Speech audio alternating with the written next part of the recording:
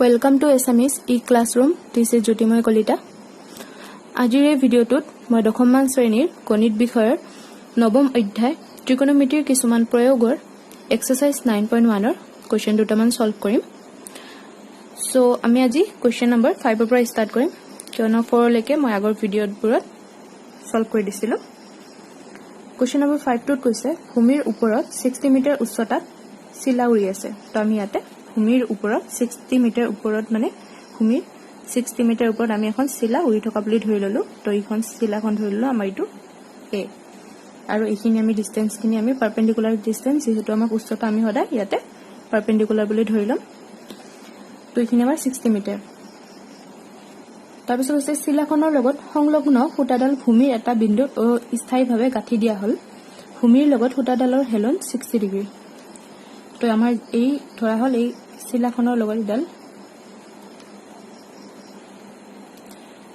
চিলাখনৰ লগত সংলগ্ন খুঁটাডাল যেডাল এই খুঁটাডাল আমাৰ ভূমিৰ এই বিন্দুটোত অস্থায়ীভাৱে গাঁঠি দিয়া হল। তো আমি এইটো ধৰিলো এইটো সি পইণ্ট এইটো বি আৰু এই খুঁটাডালে ভূমিৰ লগত খুঁটাডালৰ হেলন অৰ্থাৎ এইটো এংগলটো আমাৰ 60 ডিগ্ৰী। খুঁটাৰ লগত আমাৰ ভূমি খুঁটাডাল ঢিলা নহয় বুলি ধৰি খুঁটাডালৰ দৈৰ্ঘ্য নিৰ্ণয় কৰিব লাগে অৰ্থাৎ আমি এচি উলিয়াব লাগে। সো আমি কি কৰিম আমাক কি দিয়া আছে এ বি আমাক দিয়া আছে। প্ৰথমতে যি দিয়া আছে এখিনি লিখি লোৱা 60 মিটাৰ আৰু আমাৰ এংগল সি ইকুৱেল টু আমাক দিয়া আছে সূক্ষ্মকোণটো 60 ডিগ্ৰী। তো আমি উলিয়াব লাগে এচি ৰ দৈৰ্ঘ্য অৰ্থাৎ এচি উলিয়াব লাগে।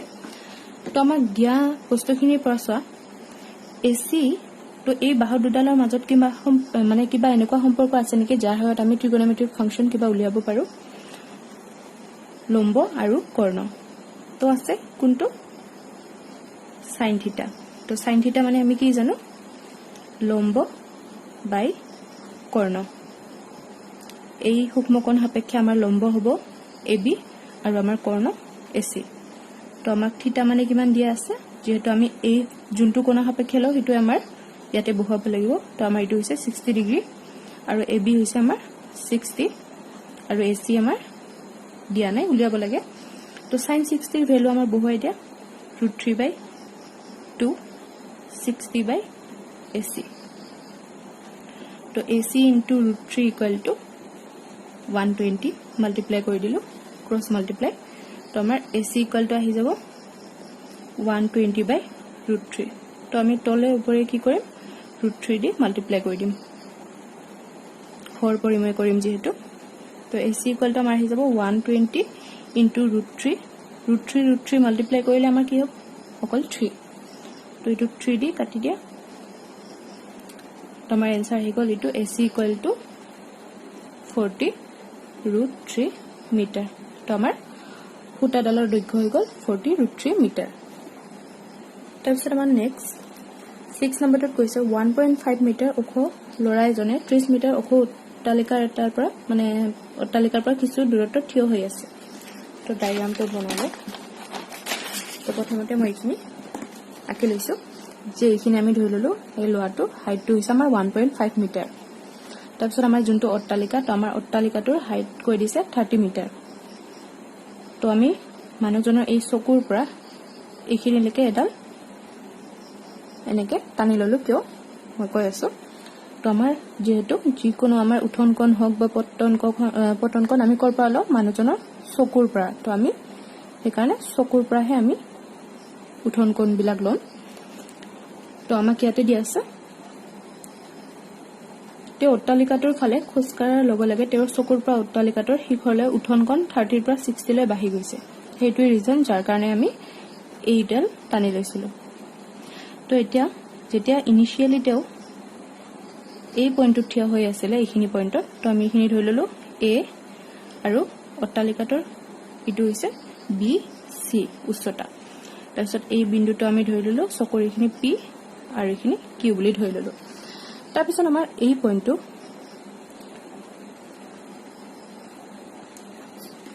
এই পইণ্টটো নহয় একচুৱেলি যেতিয়া মানুহজনে এইখিনিত আছিলে ল'ৰাটো এইখিনিত থাকোতে তাৰ চকুৰ পৰা এই বিল্ডিংটোৰ উঠন কোণ আছিলে আমাৰ 30। যেতিয়া ওচৰত যাব এইখিনি মান আহিব তেতিয়া তাৰ মানুহজন এইখিনি মানত যেতিয়া হ'ব এই পইণ্টত হলে আমি এইখিনি সি নাম দিলো আৰু এইটো ধৰি ললো এম তো আমাৰ তেতিয়া উঠন কোণ কিমান হৈছে 60 ডিগ্ৰী লৈকে বাঢ়ি গৈছে যিমান উচ্চত যাব এংগেলটো বাঢ়ি যাব হয় না নাই 60 ডিগ্ৰী তেও অট্টালিকাটোৰ ফালে খোজ কৰা দূৰত্ব উলিয়াব লাগে অৰ্থাৎ আমি এসি উলিয়াব লাগে তো আমাৰ পিএম আৰু এসি টো ইকুৱেল হ'ব তো আমি পিএম উলিয়াব পাৰিলে এসি উলাই যাব তো তাৰ কাৰণে প্ৰথমতে আমি কি কৰিম আমাৰ ইয়াতে দুটা ৰাইট এংগল ট্ৰায়াঙ্গল হৈ গল এটা এই ডাঙৰটো PQC আৰু এটা হৈছে CMQ এইটো তো এইটো আমাৰ 90 ডিগ্ৰী আৰু আমি এইখিনি উলিয়াই লৈছিলো এইখিনি কিমান হ'ব যেহেতু 1.5 মাইনাস যাব তো এইখিনি আমাৰ উচ্চতাখিনি হৈ যাব 30 - 1.5 ইকুৱেল টু 28.5 আমি প্ৰথমতে এই ডাঙৰ ত্ৰিভুজটো লম ত্ৰিভুজ PQC আমাৰ কি দিয়া আছে এংগল P ইকুৱেল টু আমাৰ 30 ডিগ্ৰী আৰু QC আমি উলিয়াই লৈছো কিমান 28.5 মিটাৰ তো আমাক কি লাগে আমাক যেহেতু এইখিনি ডিসটেন্স উলিয়াব লাগে তো আমি প্ৰথমতে কি কৰিম এই ত্ৰিভুজটোৰ ক্ষেত্ৰত আমি এইডাল উলিয়াই লব ট্ৰাই কৰিম PQ তো আমি PQ কেনেকৈ উলিয়াম তো আমাক এডাল বাহু দিয়া আছে তো আমাৰ লম্ব আৰু ভূমিৰ কিবা সম্পৰ্ক আছে নেকি আছে কোনটো আমি যদি tan থিটা উলিয়াও কি আহে আমাৰ লম্ব অৰ্থাৎ QC বাই ভূমি PQ তো আমাৰ থিটা কোনটো আমাৰ ইয়াতে ডাঙৰ ত্ৰিভুজটোৰ 30 তো tan 30 ইকুৱেল টু QC হৈছে আমাৰ 28.5 আৰু PQ টো আমি নাজানো তো tan 30 মানে হৈছে আমাৰ 1/√3 ইটো 28.5 বাই PQ তো আমাৰ PQ ইকুৱেল টু আহি গল 28.5 ইনটু √3 মিটাৰ তাৰ পিছত আমাৰ ত্ৰিভুজ এতিয়া MQC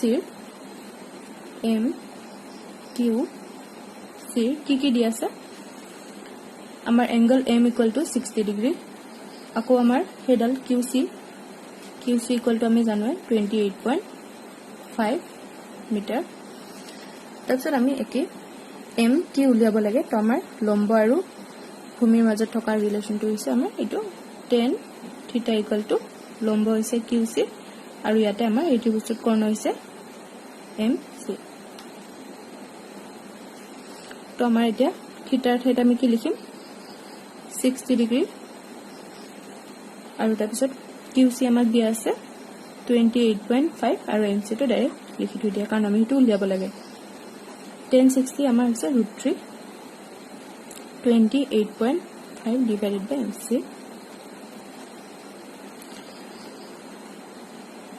cross multiply কৰি দিয়া ডাইৰেক্ট আমি কৰি দিছো এবাৰ 28.5 divided by √3 ডাইৰেক্ট কৰি দিছো এটো মাল্টিপ্লাই হৈ গল হয় তাৰ পিছত আমি ডিভাইড কৰিলে হয় কিন্তু মই ডাইৰেক্টলি লিখি দিছো তো বুজিব যত্ন কৰিবা তো এতিয়া সো আমাৰ আমি কি উলিয়ালো PQ উলিয়ালো আৰু আমি